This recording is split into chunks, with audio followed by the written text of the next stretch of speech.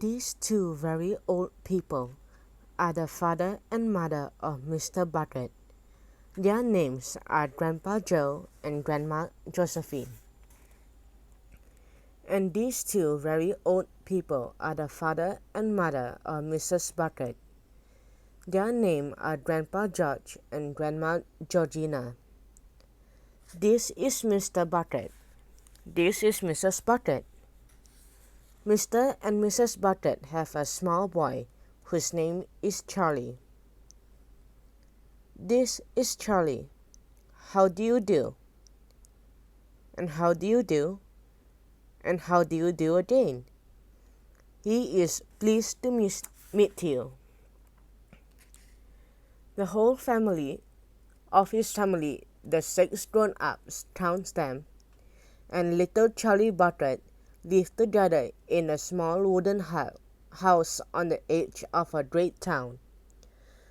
The house wasn't nearly large enough for so many people, and life was extremely uncomfortable for them all. There were only 2 rooms in the place altogether, and there was only 1 bed. The bed was given to the 4 old grandparents because they were so old and tired.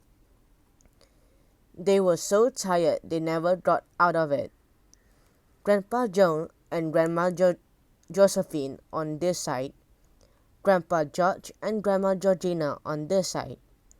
Mr. and Mrs. Bartlett and little Charlie Bartlett slept in the other room upon mattresses on the floor. In the summertime this wasn't too bad, but in the winter freezing cold draughts blew across the floor all night long, and it was awful. There wasn't any question of them being able to buy a better house, or even 1 more bed to sleep in.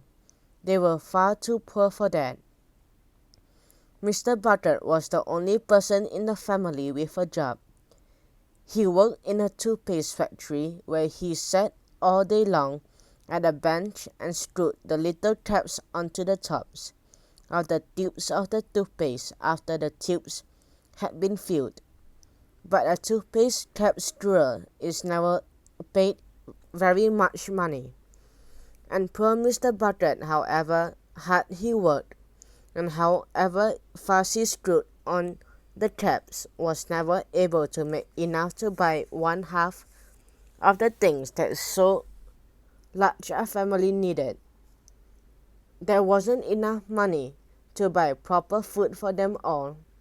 The only meals they could afford were bread and margarine for breakfast, boiled potatoes for cabbage for lunch, and cabbage soup for supper. Sundays were a bit better.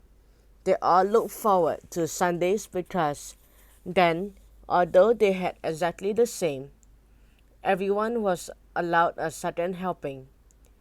The Bartletts of course didn't starve, but every one of them, the 2 old grandfathers, the 2 old grandmothers, Charlie's father, Charlie's mother, and especially little Charlie himself went about from morning to night with horrible empty feeling in their tummies.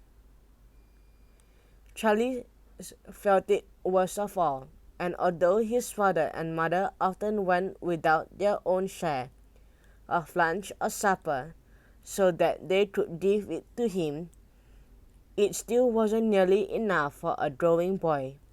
He desperately wanted something more filling and satisfying than cabbage and cabbage soup. The one thing he longed for more than anything else was chocolate. Walking to school in the mornings, Charlie could see great slabs of chocolate piled up high in the shop windows, and he would stop and stare and press his nose against the glass, his mouth watering like mad. Many times a day he would see children taking bars of creamy chocolate out of their pockets and munching them greedily, and that of course was pure torture. Only once a year on his birthday did Charlie Bartlett ever get a bit of chocolate.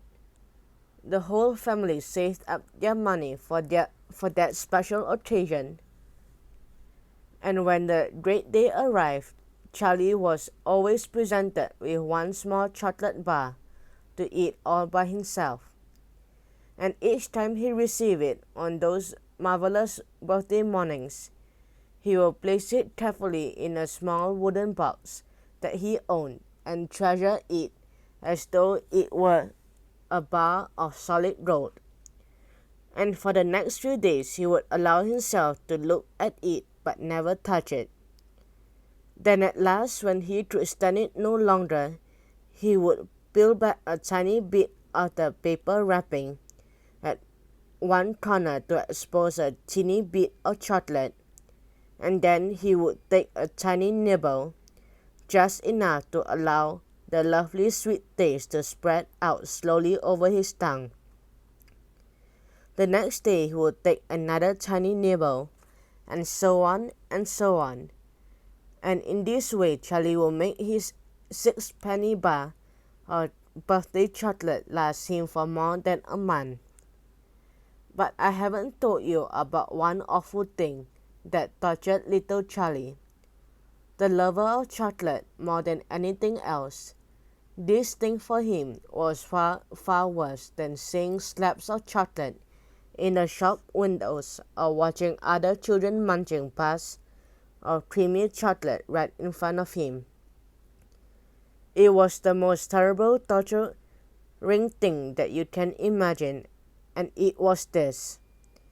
In the town itself, actually within sight of the house in which Charlie lived, there was an enormous chocolate factory.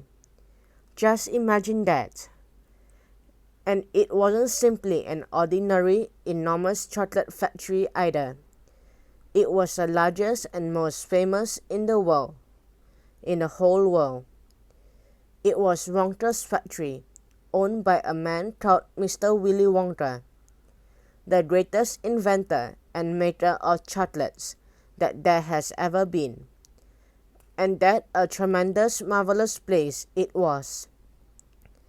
It had huge iron gates leading into it, and a high wall surrounding it, and smoke belching from its chimneys, and strange whizzing sounds come from deep inside it. And outside the walls, for half a mile around in every direction, the air was scented with heavy rich smell of melting chocolate.